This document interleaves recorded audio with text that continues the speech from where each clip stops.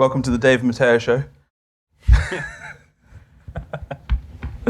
This might be our last time. Not true. It's not happening. Okay. How many people have done work with GraphQL before? Couple? Cool. How many people have worked with React hooks before? So we have the right crowd. Yeah. Yeah. This is good. If you haven't done either of those things, probably the person next to you has. So feel free to interact. Yes. With us and with each other. You have my permission and blessing to do so. Also ask questions and whatever. Um, Follow us on Twitter as usual, quick reminder. Yeah. It's David McClem and @Matteo Collina. So please follow us on Twitter. Thank you. So let's start, Dave. Let's start. Yay. So welcome everybody. And this is an interactive workshop, so you expect to do some coding, maybe. There will be some material left over to be a do-at-home exercise, because it's a short format. So yeah, there's 7 parts. We're hoping to get. We really want to get to part 3 in the hour. We might get to part 4. So we'll see. But it's self-guided as well, so you can just keep going if you want to. Yeah. First thing, we both work for NearForm, so check us out. We are at the booth.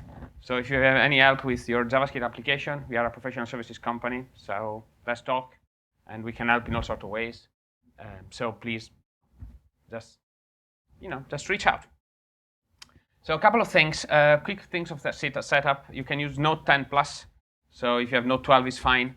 But if you do have issues, switch to this version, basically, because that's what it's written against originally. Does everyone know and understand and have installed NVM? Anyone don't have? Does anyone not have NVM installed? Okay, cool. What version of Node do you have installed? Node-V. Okay, should be fine. Well, okay. If you have issues, just let us we'll know. come help you. Yeah. No worries. Okay, good. So everyone's pretty well set up then. Oh, we might need more chairs here. Well, there's 2 here. There's 1 here. That's 3 people. There's some chairs over here as well. So if you want to go over. Dude, GraphQL is really popular. It's really popular. You see? I know. Also React hooks? Oh, more people. Okay. Hi, everybody. We started too early, I guess. No, it's actually we are right on time, man. Does everyone have a seat? Oh, there's maybe 1 over there. There is 1 more seat over there. 1 here at the front. 2, 3. 2. Good. Okay. We have fit everybody. I think there is some. If you don't want to sit on the floor, there is 1 over here. There is 1 over here if you want it. But otherwise, if you're comfortable there, cool. Okay, so let's just reiterate. NearForm. NearForm. Hey. Booth. There is a raffle at the end of the at lunchtime. So please come there, go there, whatever. For a bangle, right? It's and the AirPods. So the AirPods. AirPods as well. Yeah. Oh wow, we're really ramping up. Yeah. Okay, but there's a thing called a bangle as well. It was a Kickstarter project. Yeah, whatever. Long story, blah, blah, blah. It's nice. It's an IoT project. Everyone who came in, this is written against Node 10.16, but your version of Node should work with it as well. But if it doesn't... Node 8 won't. So. Node 8 won't. No one's on Node 8, are they still? What about in production? Because you really shouldn't be. Because it's not supported anymore. Well, in 2 weeks. In 2 weeks, it's not supported anymore. So we're going to clone a repository. We're assuming everyone knows how to use Git. If anyone doesn't, talk to your neighbor, talk to us. So, oh yeah, we're going to do that in a minute. What are React hooks? A React hook is essentially like a mini state machine. It's a reusable stateful function, and it doesn't obstruct the view hierarchy versus other ways of managing state in React. Hi, there's a seat just there at the front, if you can find it. Node 10, you want. Also, NearForm booth. So here's an example of a React hook. This is one. This conceptually, this is why this requires some lib. It's just like for talking purposes. So say we have a library that has a use API hook. So the use API hook would be used within a function component, and it would return an object from which we destructure the parameter, the keys, error, and name. The second value here would be like what the initial value should be, which is where name is loading. So the first value of name would be loading. So when it renders the h2 element in the JSX there, it would first say loading. The use API hook would go and query make the asynchronous call. When that call resolves, it would trigger a re-render with that new value, and the second time it's called, the use API hook would return an object where the name is whatever that user's name is that correlates with the ID. Do you understand? So this is the flow of how hooks work. You're not awaiting your rendering and then your re-rendering, which is the React way. And the major difference is you move away from classes. Yeah. In React and just use functions, which is way, for me, makes it understandable. I could never understood React with classes. So sorry, just quick admission here, and just these make me use React and love React. So yeah. Anyway. I also agree. But this is a much more self-contained, kind of encapsulated way to work with React, in our opinion. So what hooks do is they allow you to store and manage local state. It allows you to have a separation of concerns that ties into what we're saying about classes. So if you have a class and you have to define how it gets its state and different things, and then you have class inheritance involved in that too, things can get coupled quite quickly. But if you're using hooks, particularly if you've written them yourself, then you can kind of update that functionality across your application quite easily. And that's where it comes into the functions versus classes, which we've just covered. So GraphQL is a data query language. Okay, it was born at Facebook a long time ago to build an API that can represent the entirety of Facebook, whatever this means. What is useful for? Well, it's useful. It has a lot of very nice properties, which it's self-evolving. You can evolve it. You don't need to version it, and it's really powerful. It's schema-based. So you write a schema. You get the GraphQL schema, and then you provide some functions and called resolvers to populate that data. It's also strongly typed, so you can actually define your types, and everything would work. Now, it's nothing related to TypeScript. Okay, so don't worry about that. It's a completely different thing. It's also self-documenting, which is for me the most critical, the most nice feature of this, and what it enables a great amount of productivity. So you can actually explore the API using some tools that you will see if you're not familiar with them, and it's actually very powerful because of this. It shortened up the development cycle of not, oh, I need to think about this REST API, blah blah blah. Instead, you can just add some more data, something more into the schema, and just evolve the thing. It has it provides fewer round trips. So in a normal traditional REST application, if you want to fetch the data for your app needs to do 3 calls over HTTP. Instead of doing 3 calls, you can just hit your GraphQL endpoint only once, asking for all the three pieces of data, and will automatically bring it back to you, which is really powerful to provide a better performance on the front end of your system. And it also provides a little bit smaller payloads because of all of this. So what is GraphQL hooks? GraphQL hooks is a library that we have written in NearForm to provide a smaller version, a minimal way of using GraphQL with hooks, with React hooks. And it's, you're probably familiar with Apollo. Apollo is kind of big compared to what we are aiming to do with GraphQL hooks. This is tiny, and it works really well. And it's really lightweight. It's a few kilobytes to add to your bundle compared to Apollo. So, right. Let's clone the first URL. The second URL is just for your interest. It's the library that we're going to be using. We'll keep this up until everyone's got that cloned because we can't really proceed until you've done that.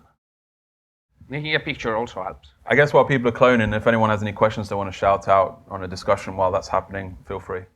Or if not, we can just sit here in awkward silence. Hey. Yes. Yeah. Yeah, it's good. It's actually what I wanted to see in React in the first place. Yes. Like years ago, but I'm glad that they actually went to that place in the end. No, only with function components. Well, that's how they've. I think they're trying to move people towards that by making that cool.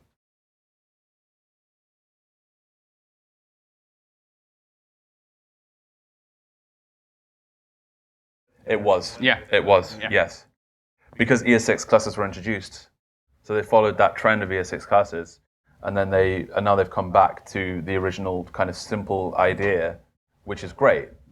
Like we have a problem in this industry where people add complexity for the sake of adding complexity because they think it makes them look good.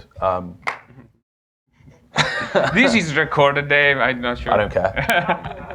I mean, to me, I think like if what makes people look good to me is when they've found an elegant and simple solution to something, and I do actually really like React hooks for that. Have you cloned this? Good. Okay. Have anybody had any problems cloning? Okay. Fine. This is the same thing. Yeah. So first part one. Go ahead.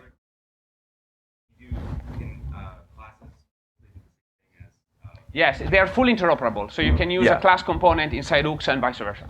Right. It all works. Yes, but you can't use hooks inside of a class component. So say for instance, the React hook use effect is kind of analogous to the component did mount lifecycle method, I think. Yeah. So there's analogs.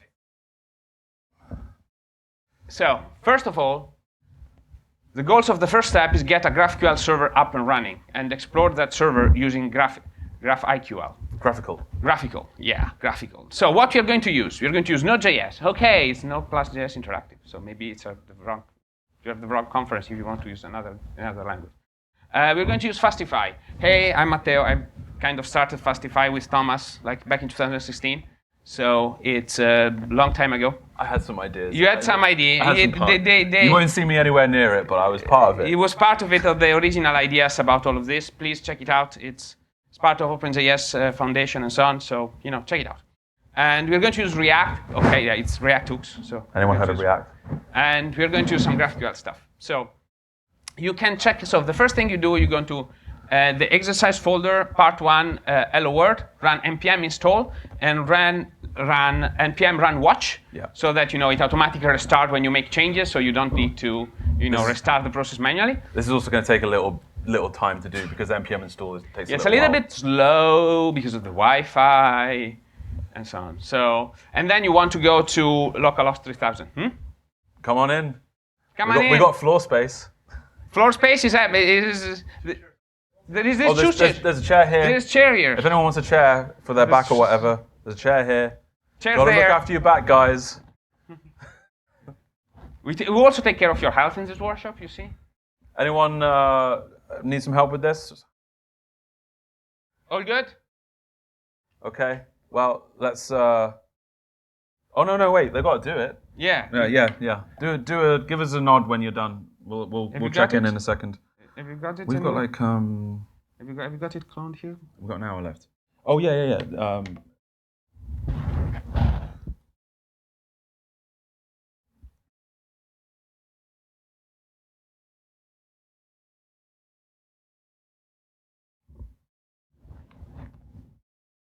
I've already installed it.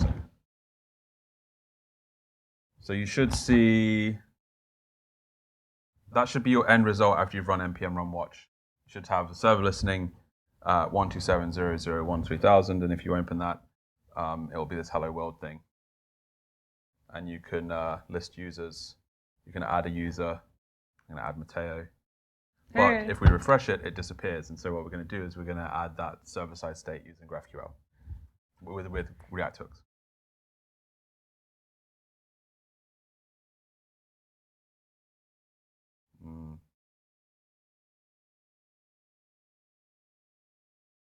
What? You didn't? Okay. not using the latest version.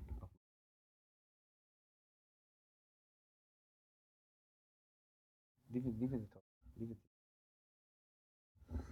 Okay. Has everyone been able to load localhost 3000 and see Yeah, okay, fantastic. the beautiful Hello World application? You see, we are really good CSS developers. You know, we put so much style. We just choose not to do it. We're minimalist. Okay, so if you go to the list users page, you can see, as I just showed you, you can add a name. If you refresh, it'll disappear because we haven't connected up GraphQL ... yet. So everyone take a look at, in the source server folder, there's a graphql.js file. I'll open it as well. By the way, in the thing that you cloned, you probably want to. In the repo that you cloned, you also have this index.html file, so you can look at the slides there too on your machine. So this graphql.js file, we're acquiring fastify-gql, which is a module written by Matteo. We'll go into details on that in a second. Don't get too excited. We have just like a mocked data. We're not using a database for this. It would take too long. But you get the idea. This is a placeholder for data storage of an array of users. We have two schemas, which we're going to go into details of. Two types. Two types. One schema, two types. Yeah, one schema, sorry. Two GraphQL types, one called user, one called query.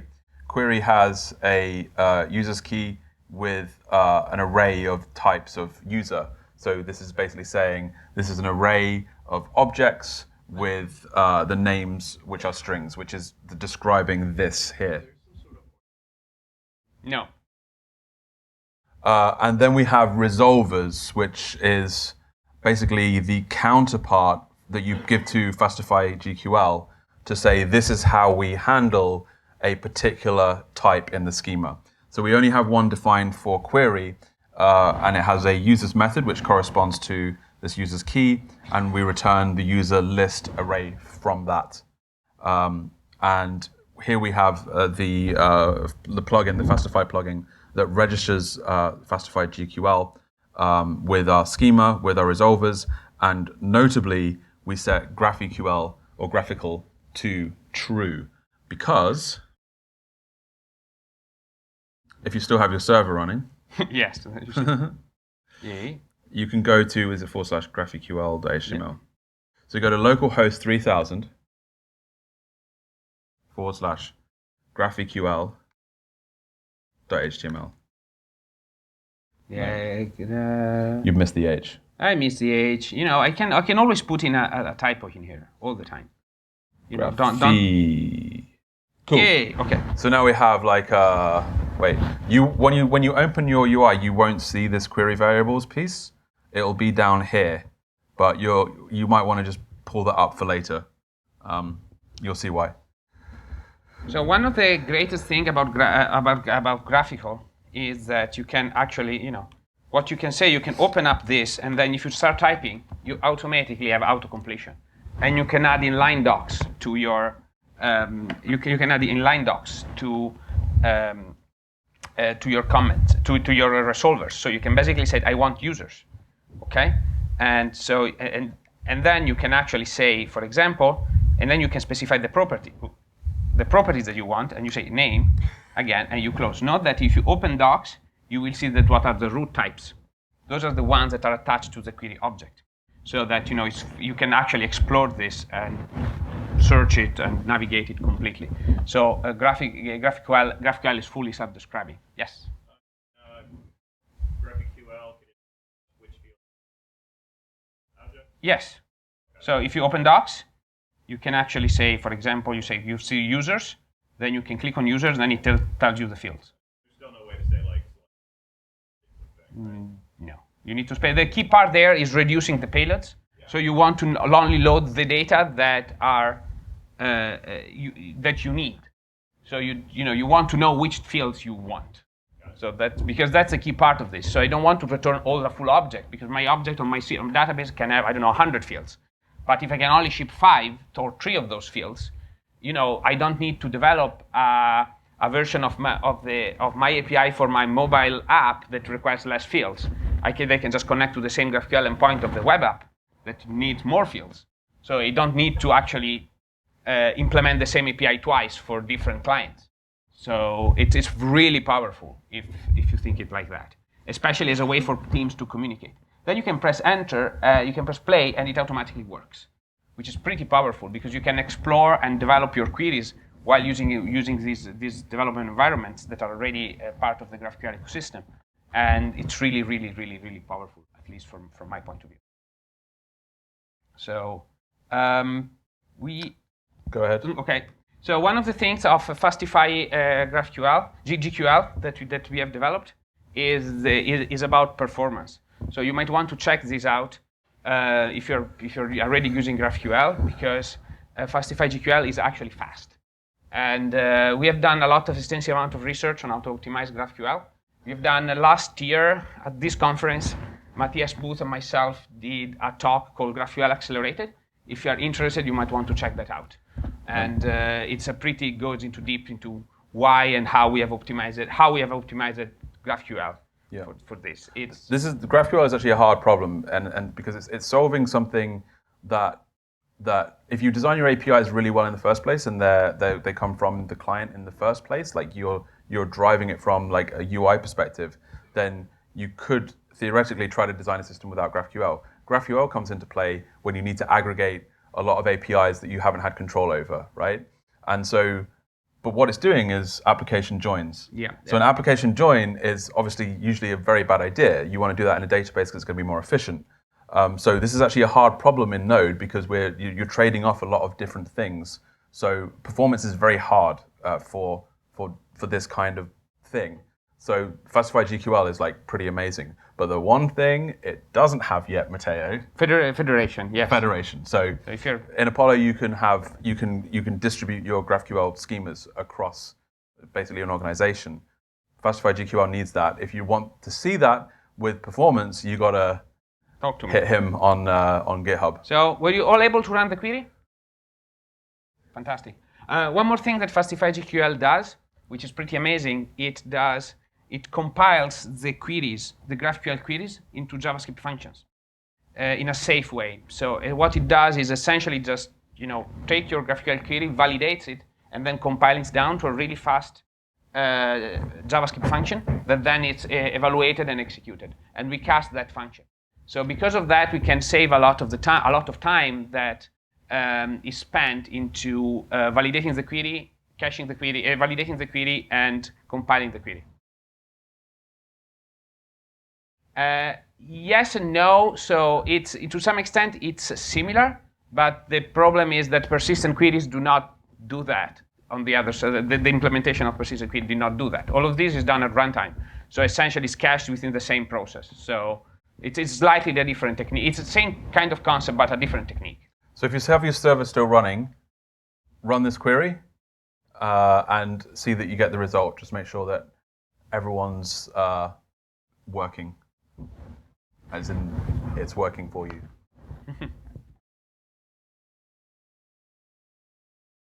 Did we run it ourselves? Yes. Yes, we did. Okay.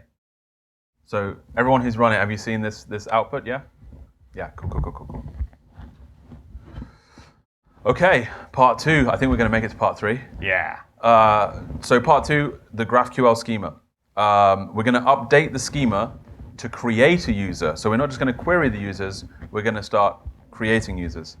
And we're going to test it with GraphQL or GraphQL, whatever. So going to the second part 2 exercise.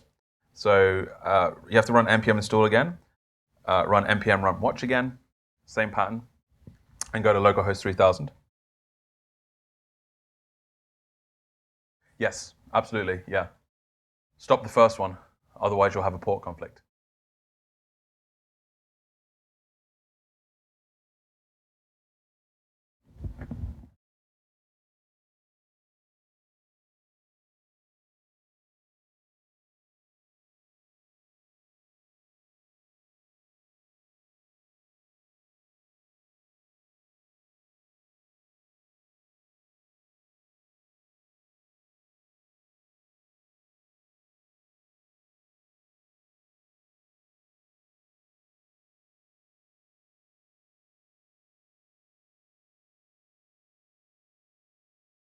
Everyone got there? Yeah? Still waiting?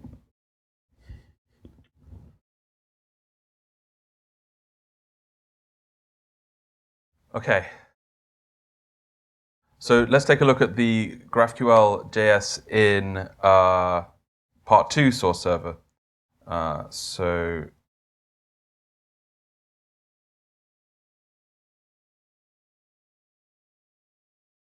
I actually really like working with the font this big. So much nicer on the eyes.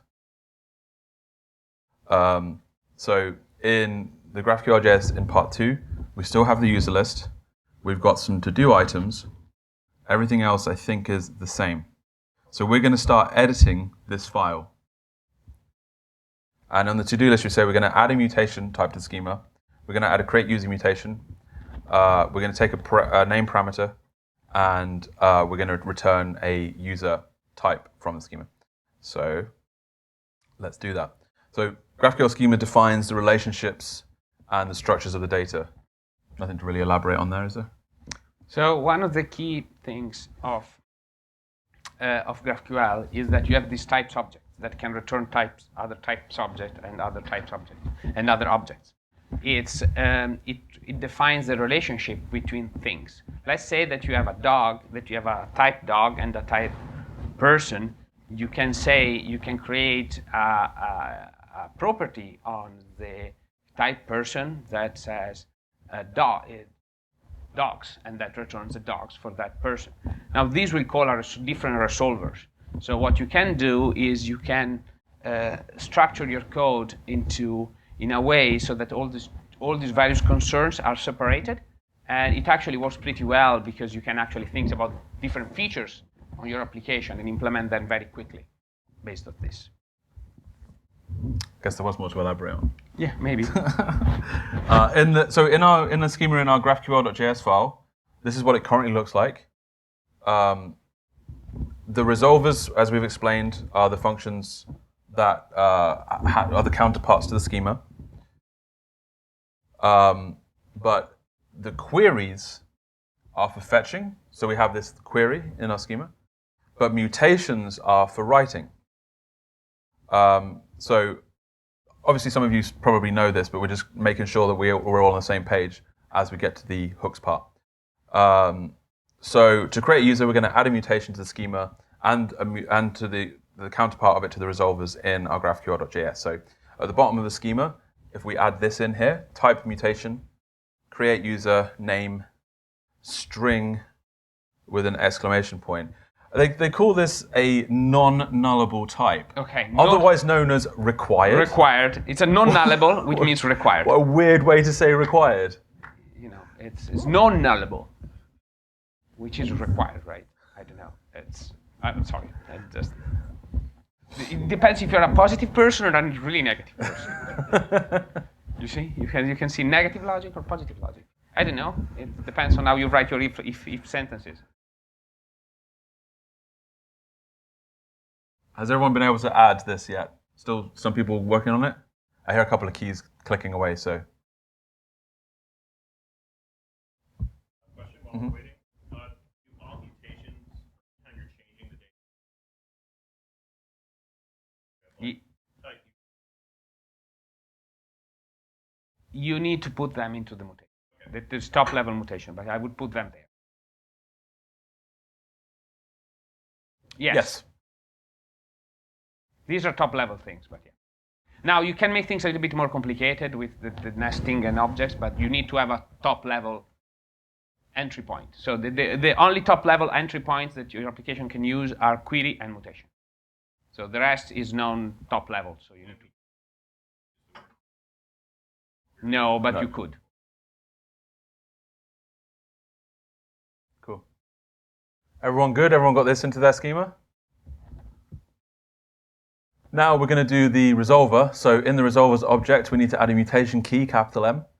And then that key holds an object, which has a method called create user. Oh, shoot, I forgot to look into. What's the underscore for? It's the current object. So it's the mutation object. Don't worry. Oh, don't worry right. So the mutation, this is your design, isn't it? So no, it's not my design. Oh, GraphQL. I thought it was. It's Okay. GraphQL. So one of the key things about GraphQL is that you can always return the current object. So if you're actually querying or mutating something in a big tree, you can always refer to the parent object on that chain, and that is that underscore. But given that mutation is the root object, we don't need it, so we call it underscore and forget about it. It's a little bit functional style putting it as underscore. So I don't know if you're familiar with one of those functional languages where you put underscore when you don't need it. It basically means I don't care about this parameter, right? Whatever. Where you would use the object in, yeah. So typically you use those objects a lot when you query. So if you're querying a big graph structure, you want to know, for example, which, if you have a person that has a dog, you want to know when you're writing the resolver dog, you want to know which person you are asking the dog for, and that data will be in that parameter. Make sense? Okay, so in the mutation resolver, we're just pushing to the user list. Obviously, this is just for the purposes of learning, because you don't want stateful services. You want to push this to a database, right? Everyone good? Okay, so we're going to test that mutation in GraphiQL. So if you've still got your server running, or if you haven't, you should start it with npm run watch, localhost 3000 / graphql.html. And make sure, remember I said like that little almost hidden panel where it's like your variables, make sure you've got that ready because we're going to use that in a second now. Has everyone been able to load the GraphiQL UI for part 2? Okay, I'm seeing yeses, I'm not seeing nos, so we shall proceed. Yeah, we might want to test it first. Oh, yeah. Oh, no, yeah, sure, you're It's right. right here, Yeah. this is it. So we're going to, by the way, you can get this off the slides if you don't want to hand type it. So. I need to run the part 2, man. Am I not running it? It's not running. Oh, amateur. You keep killing it. I don't know why. Muscle memory. Yeah, I know.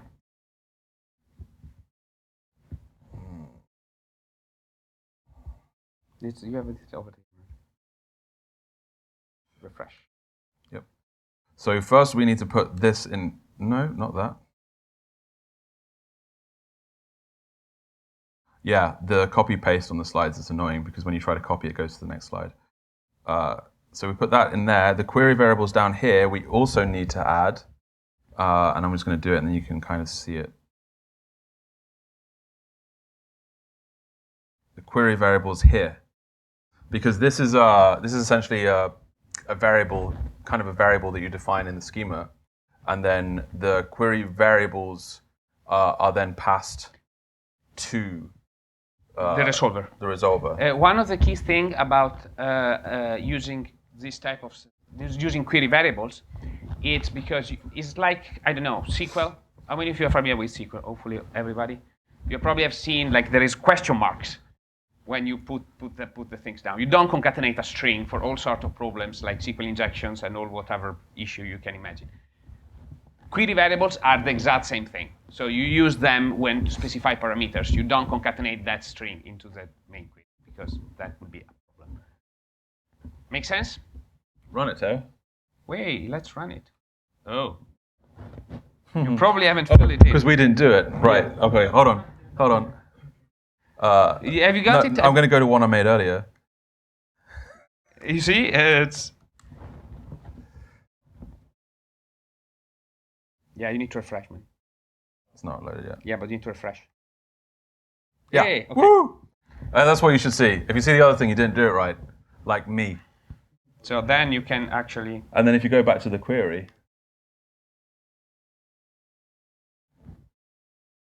then you can see that Bob's been added. Okay. Anyone in here called Bob? Guest of honor? Oh. No Bob. Come on. No Roberts? I guess that name's fallen out of fashion then. Yeah. I like the way... Uncle Bob?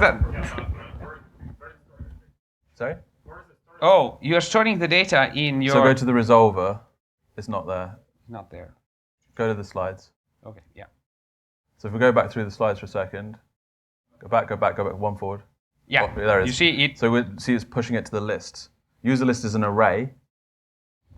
Again, just for learning purposes, we're not recommending that you just store an array for your state. in your process, but we just push that mutation resolver calls create user. Yes. For the purposes of this workshop. One of the things that is interesting here is that if you use, you both create users and users can be async function. So you can use async function and promises to write your result. Nice. Okay, does it make sense? Yeah. We're nearly at the hooks part, and we still have time. So yeah, we are rushing towards the goal. So if you're okay, here we are, part 3. This is where we wanted to get to. Okay, foundation laid. So the goals of part 3, we want to check out this GraphQL-hooks library, see it in action. We want to hook up the backend data to the front-end web page.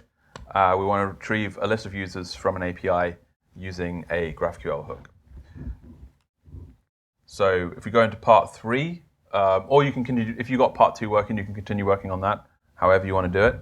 But anyone who wants to make sure that they're starting fresh, go to part 3, npm install, npm run watch.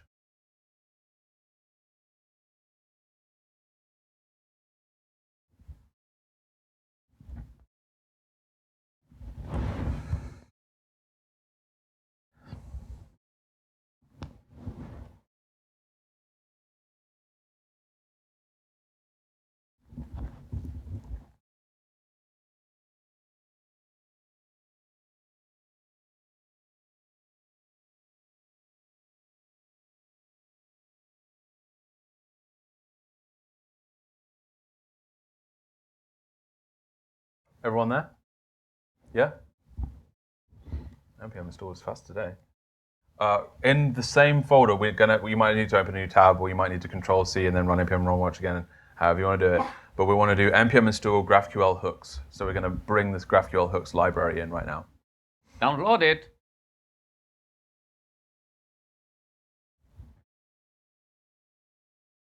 We pushed a new release out this morning. So. Oh, that's a good time to do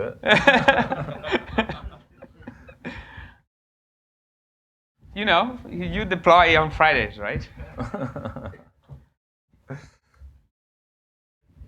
So if it doesn't work, raise your hand. If they all raise their hand, we are who to blame? We know. Brian. Yeah. I just want to, by the way, while we are here, shout out Brian. I just want to shout out to Brian Mullan, was the... Hi, Brian. Hi, Brian, the original author of GraphQL-hooks. So we have lately shipped support for GraphQL subscriptions, which is a long conversation and topic to support like live data, both on GraphQL-hooks and fastify-gql in the last month. So pretty big. Good work. Yeah. Did everyone install GraphQL-hooks? Okay, so in source client.js app-shell.js, we want to import the GraphQL client from GraphQL-hooks, and then we need to set it up.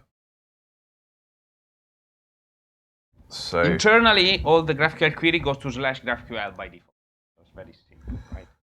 We could have made that the default. But yeah, you maybe should. You should. So in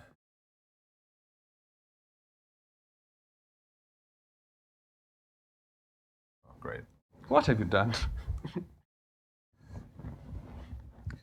So we're going to, what was it, client.js app shell, and we want to import the GraphQL client, and we want to instantiate the GraphQL client. And then we can probably remove import and instantiate. Good. And point 3. And Thor. Yeah. So that's that to do done.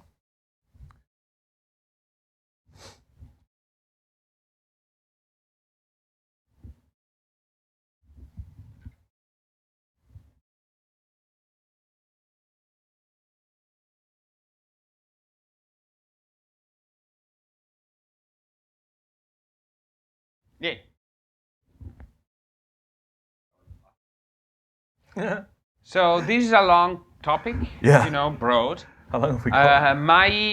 The current, I think, where the industry is going most of the time is using JSON Web Tokens. That's what goes for possibly the one of the most widespread solutions. But Because it allows you to keep your services stateless. Yes, because you would like to keep your services. And that's a standard way to actually encode a token somewhere. And then you can store that token whenever you want, or regenerate it, refresh it. It's a very well done standard. And I would just recommend to use that and not reinvent it.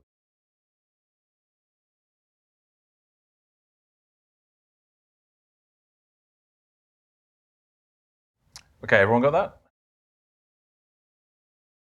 No frowns? All the frowns are upside down. Okay. The next part is in the same file, we want to add that client into we want to wrap a provider.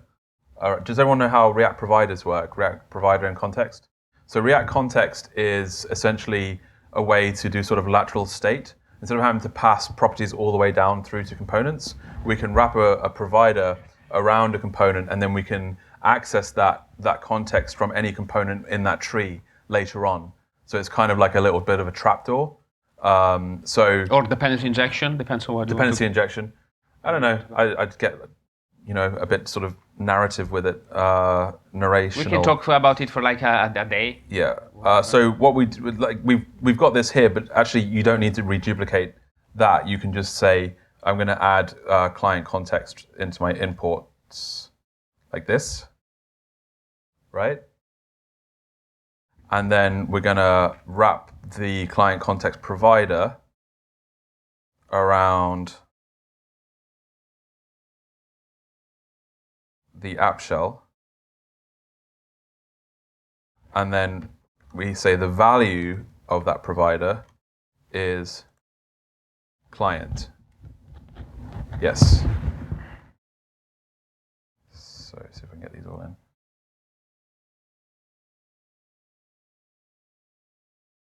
So when you set the value of a provider, you can import that client context somewhere else, and then you can say client context consumer, wrap that around your component, and then suddenly you have access to that client. Yes.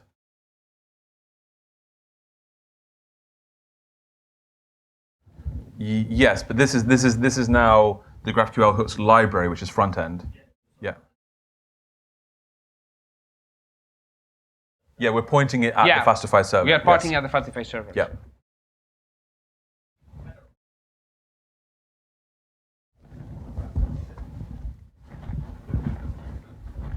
Sorry. Maybe. If we had our own context, like our custom context for React, we just wrap it above this, or we have to use the GraphQL? You can wrap it above. That tree, right? Yeah. Okay. I don't understand the question. It's if you want another context, you can just wrap that. Oh yeah, you can have multiple contexts. You can have as many as you want. There's also, instead of using client context consumer, there's also a use context React hook. So then you can just use a hook to get your context once you've wrapped it, which is quite elegant. Has everyone got this part? Great. Now, we're going to set up in source app pages list users.js. We're going to take those queries that we were playing with earlier in GraphiQL, and we're going to put them into that file as uppercase list users query and create users mutation.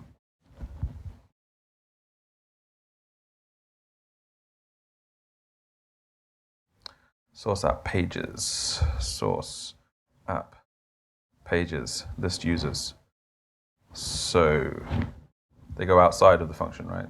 Yeah.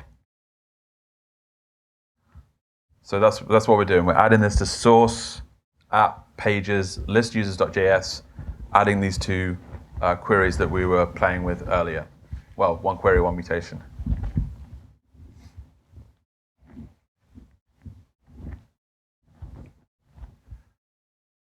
And we're just about to hit the magical part where we actually use a hook.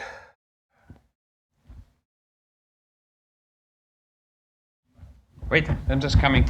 We can't hear you from.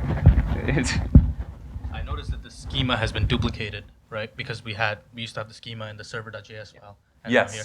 Will that always be the case? Do you have to duplicate it, or do you as in the same project, and you can probably import it. There is, so this is not the schema. These are queries. Oh yeah, they're not types. They're not The types. types are in the. The types are on the other side. These specify the queries. So we used these queries in GraphiQL earlier. That's why you recognize them, but they're not actually in the server. Sorry, I was incorrect there.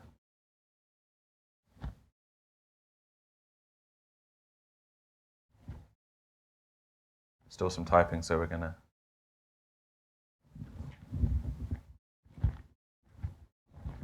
We still have half an hour. I Yeah, believe. we can do more. We can do part 4. We could start part 4 at least. See, it's part 7. 7 parts of this. So.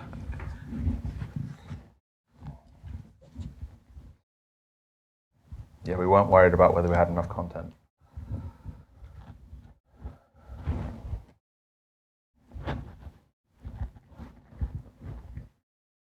Okay, I'm hearing a couple of keys still typing, so we'll just wait a few more minutes, maybe 1 or 2 minutes.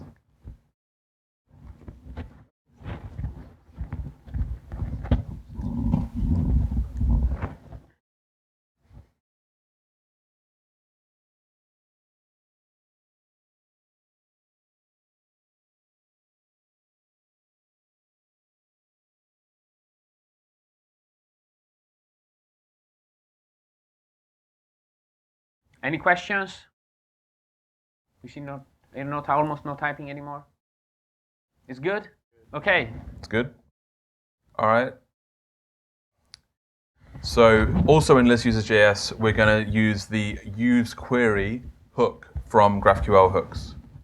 So here we're importing it, as my lovely assistant just helped to display. And then this piece here needs to be inside the actual component, because you can only use hooks inside of components, else it doesn't work. React will complain badly, so don't worry. Yeah, I mean, there's very good reason for that, because they actually use the fact that you've used it in the component to actually track the state. So that's why you can't use it without. So the useQuery hook returns an object with a data and a refetch key. The data key is the data that is fetched by the query, and we do an assignment. As we're destructuring that object, we also assign a default value of an object with a user's key and an empty array, so that we don't have issues where it means we can just map over an empty array later on, right? Yes. Is users typed? Is users tied to our query? Which part? Yes. The list users query? Yes. Would it be called something else if we changed the shape? No, so this is your constant. You The have one a that we constant did- earlier. We just did it here. That's that constant. Yeah. Okay. So it's nothing Because related. of the types. Hmm? So because No, it's because of the text in there. You can call it Bob if you want to, or foobar. when we defined our schema, we had users as a property that was formally defined, right? Oh, yes. Yes. So that won't change. No. All of this code is stable. Yes. Yes. Got it. But the key This is thing a good on point. evolving GraphQL is, on writing GraphQL based application, is that you do not change things. You just add more properties, more resolvers, more types. You do not remove anything. In this way, old clients can still work. So, for example, if you write a mobile app, you can actually use different GraphQL. You can use the same queries, but with different properties. And then you have multiple versions of that app being served by the same GraphQL endpoint, even if you add more types and more queries to support new features. So you don't need to. It's essentially, it's also one of the problems of REST API that you have those nice version numbers in those REST APIs. I don't know if you love them, but whatever. I like them. I like those version numbers. Okay, so I've put it into. Am I in the right place? List users, yeah. So I put it into the list users JS file. So we have import useQuery from GraphQL-hooks at the top. And then within our exported list users function component, at the very top of that, we have this call to useQuery. And as we were just discussing, we pass in the list users query constant into the useQuery hook. And so what's going to happen is, well, we need to do some more setup, but what can happen then is that useQuery can asynchronously call the server, as I was talking about earlier with the use API concept. The initial state will just be data with an empty users array. When that query resolves, it can re-render that list users component with that state. Make sense so far? Has everyone got this down? Yeah? Cool.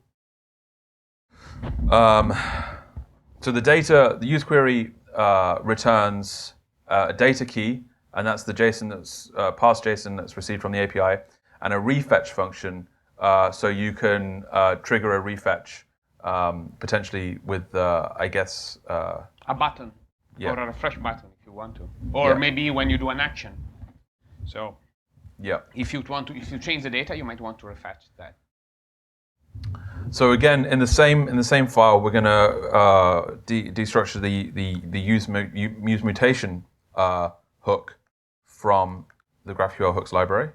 So we don't have to do it as a separate import. We can just do this this here. You can remove line from 3 to 6. Oh, can I? Oh, right, yeah. I'm also going to remove all of this because it's getting in the way. Yeah. Okay, so if everyone got the use mutation hook imported, and then we can use the use mutation hook also inside a function component. We'll put it underneath use query. So use mutation returns an array where the first element of that array is the function that's used to call that mutation. So we're calling it create user. We can call it whatever we want when we destructure an array. Is everyone familiar with destructuring? Yeah? Pretty neat. I like it. Just don't destructure. Just don't nest your destructuring because that's crazy. Don't do that.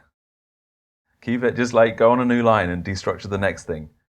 Otherwise, it gets a bit insane. We had done a massive pull request recently on Node Core to remove some very nested destructuring that we put in for some reason. Nice.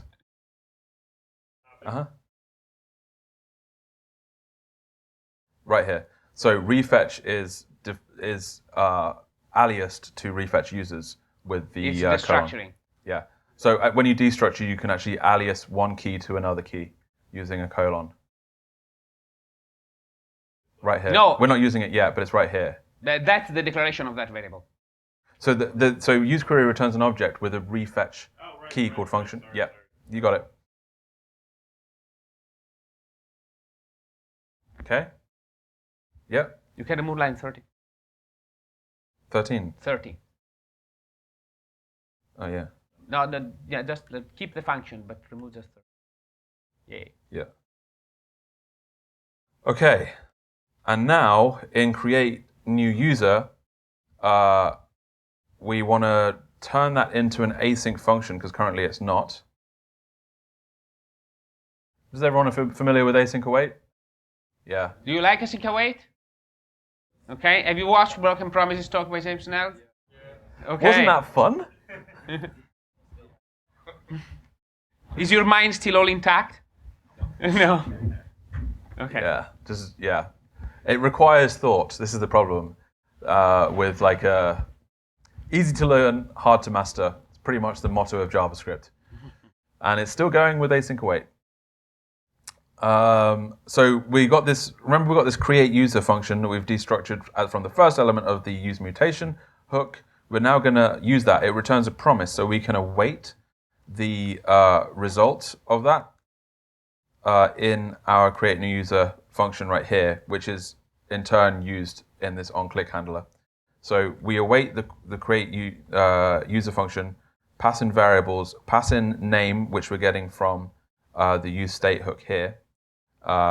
Initially, that's going to be set to nothing. But we can set the name. The name is set in the input field here when you add a name. So this variables property that you pass to create user, an object with the property variables, is saying I want to set the variable of my mutation which is name, right? So that gets passed in on the server side. Similar to how we did name Bob in the query variables panel that we had to lift up. Same thing. Everyone got that? Oh, and we also want to do refetch users after we create a new user. So then you got like an immediate update from adding that user. Yeah.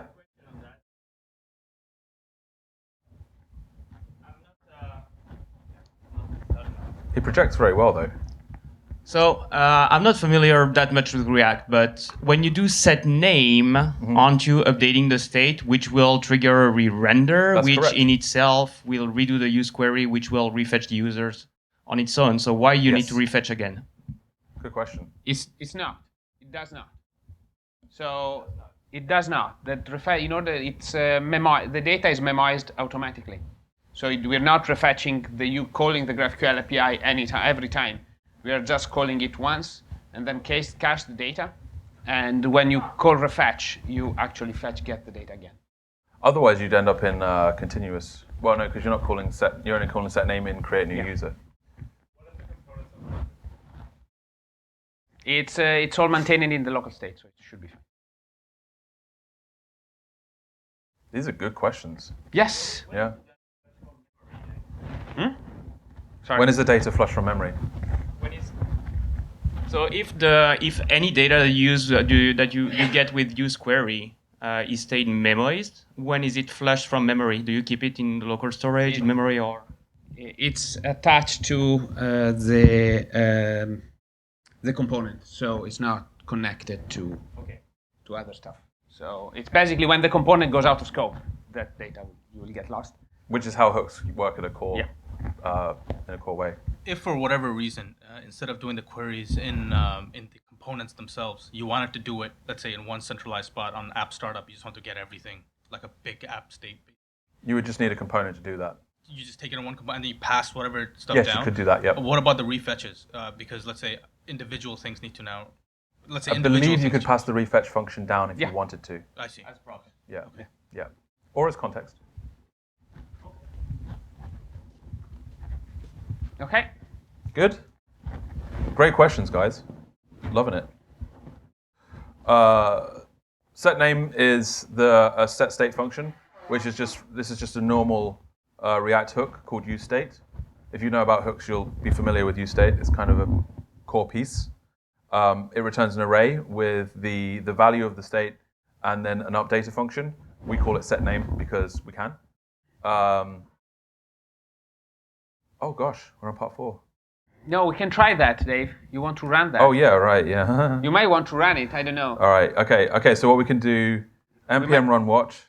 It might be wrong. Yeah, it might be wrong. We might need to fix it. Yay! Here you go. Oh, I didn't install it. Do what I say, not what I do, apparently. Yeah. No, we also say in the load. We're using useQuery to load the good data. Oh yeah, Dave, you need to update the thing. Sorry. Sorry, say again, what's happening? You need to... No, oh, right, yeah. You need to do data instead of users. You need to put down... No, it's users. It's fine. It's fine. Yeah, but we need to destructure it. No, Dave, it's fine because it's already put as users. It's fine. You don't need to do anything. It should work. No, it won't. Just try. No, it won't because the users is here inside of data, so we have to get... okay. Yeah, so we have to do const users Yeah, but I think equals data. Yeah, okay. So if you add this line to underneath, you do const destructure users from data, because there's a users array in there that you need to get rid of, and then that will be then mapped over in this UL element. So before we can progress, let's try that. Destructure. Yeah, well, it'll work. This will work. Okay. I'm pretty confident this will work. Staking my reputation on it. Cool. Not cool. What? Open. Hey. Look at the console. What is the? He's not bundling correctly. Oh, really? Yeah. When in doubt, remove node modules. Also package lock if you have that. Yeah, package lock has caused us some issues.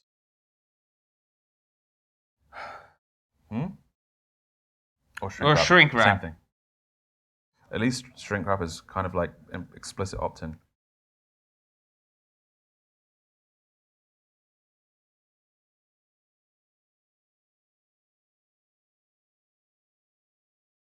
All right.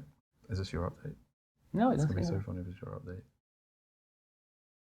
I don't think so. Is it working for somebody? Well, you're a better programmer than me. That would be a good one. Thank you. Thank you. Pair programming. Hey. Woo! So we can create a user, Dave, I can do myself, Yeah. egotistical, Others. Yeah. refresh, and it's still there. Okay. So you should be able to do that. Were you all able to do it? Because we weren't. Not yet. Not without help. Okay, who needs help? I might not be the best person, but...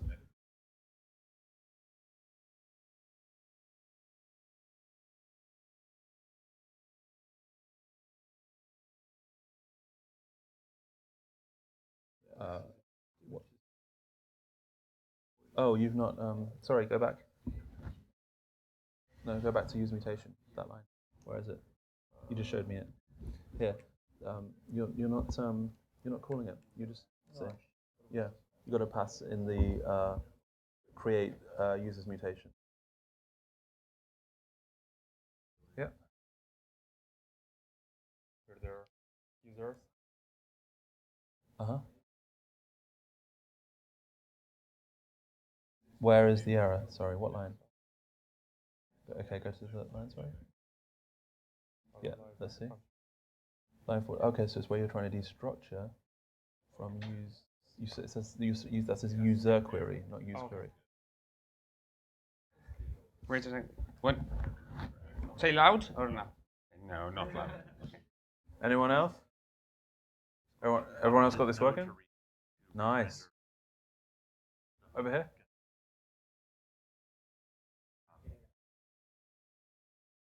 So you see this use state one. Simple.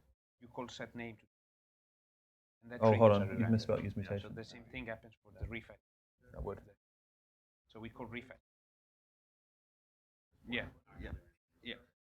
Or Anyone triggers else? Next one. Same error? Let me see it. Users. It's not use magic. It's query. definitely not magic. Use query. It's definitely Yes. not magic. Any hooks use the Okay, prefix okay, with okay. use.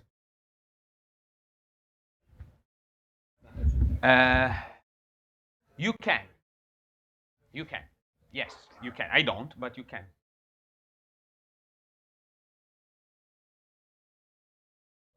Yeah, so this is actually a good question, so you might want to say it loud.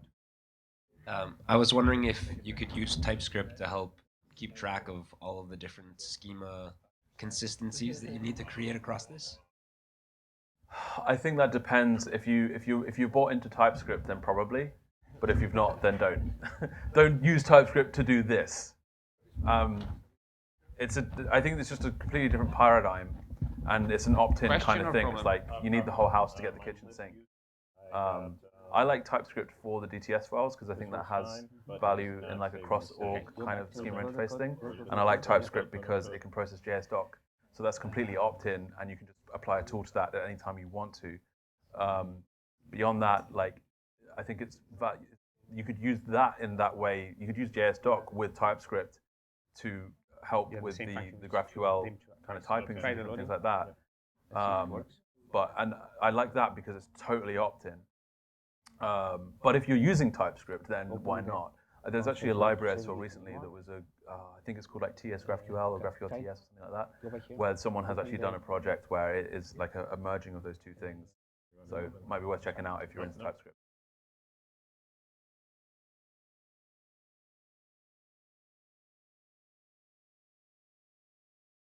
Yeah.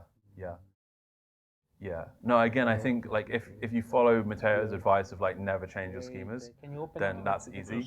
But if you ever want to change a schema, like the more you kind of enforce those types, the more places there are to change, and the harder it gets. And yeah, my thing with GraphQL as well is I would use it when I had no other choice, because as soon as you start using it, you have overhead. So like when I'm greenfielding, I'd say don't do GraphQL until you get to this place where you kind of think, okay, the complexity here is running a little bit out of control, so now we need to use GraphQL. Unless the project you're greenfielding is a back-end project where, with no front-end component, that the organization is separated in such a way that the front-end team never want to interact with the back-end, and then there's no full stack. Say there might be a mobile team, something like that. In that case, it makes sense to do GraphQL from the start, because then they can always define exactly what they want. Yeah, look at that. Look at that science. Can I bring you to work? Yes, of course. Yes. Yeah, of course. Come to the booth, we can talk. Don't worry. Uh-huh. Sorry, say again. Barry When you will say be very local state, you happy. mean on the server or on the client? Is there anybody stuck? The on the UI. Directly, right? You're not sending the name. We'll use this extra. Oh, Yes. it's don't worry. Can Yes. we also provide? Yeah, so like don't worry about user Auto-load. provided, Yes, you could do Don't that. worry Yeah, about it. you could do that. But we want to set the name because we want to display it as well. Oh, all right. Yeah. So we do it. We take an extra step, but you could do that. Yes. We've Dave? got like 5 minutes. Is there any point going to part 4? No. We could introduce it. No, I would just go through. Do you think? Okay, so have you got any questions? Yes. Just a second. Sorry. Otherwise.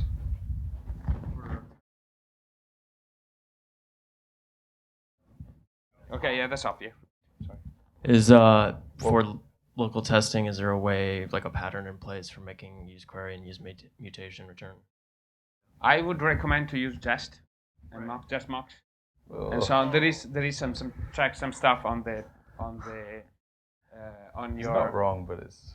Yeah, that's the React way of doing things. I know, man. I just don't like it. I know, but I know you don't like it. Yeah. But, you know. And I agree with you, though. I It's just the don't like React it. way. The React way of doing things. Just use Desmos. But there's some more discussion about this in the README and so on. And if not, open an issue and we can help out. Any other questions? A couple more things that are interesting in this workshop. So I'm going through them very quickly. First of all, it's there is some pagination. How to implement pagination in this is a concept that needs to implement everywhere. And you need to reinvent the wheel with GraphQL to some extent. So, another way of doing pagination, so please check it out. I'm going very quickly, so I'm just... Yeah, this is just in case you want to continue in your own time. And Part 5 is caching. part 5 is caching. Again, very important piece. Unfortunately, GraphQL, it sidesteps all of nice things about HTTP caching, so we might want to do some different things for caching. It has some side effects. So I'm not going to go through that much, but there is some caching and so on and so forth. And if you want to go forward, there is server-side rendering, which is pretty important part if you're writing a React application. So Can I just say something about server-side rendering in general? No, I don't want to enter the topic. We don't have much time. Well, how much time have we got? 3 minutes. Don't server-side render it as a default choice. That's all I'm going to say. Yeah. If you want to know more why, Booth. And there is another module called GraphQL-hooks SSR that you can use to do this piece. Nice. And yeah, and blah, blah, blah. And GraphQL-hooks are awesome. Woo! I started to clap. So These were some people that were involved in helping prepare this, because this was actually a cross-team effort. So. yes, so this was done by a lot of people at NearForm. So if you want, just big shout to all those guys that and gals that helped out over the course of this year. So it's a nice project that we started at the beginning of 2019. So it's been growing and done pretty well. So And feel free to throw any PRs or issues, all that kind of stuff, as usual. Hope you enjoyed it. you have already. You have them on your machine already. Oh my goodness. Go to talk index.html. Just open index.html. It doesn't use any crazy framework for doing slides. It's just an HTML file. You see? Thanks, This everyone. might say a thing or two about our style, but you know. Booth.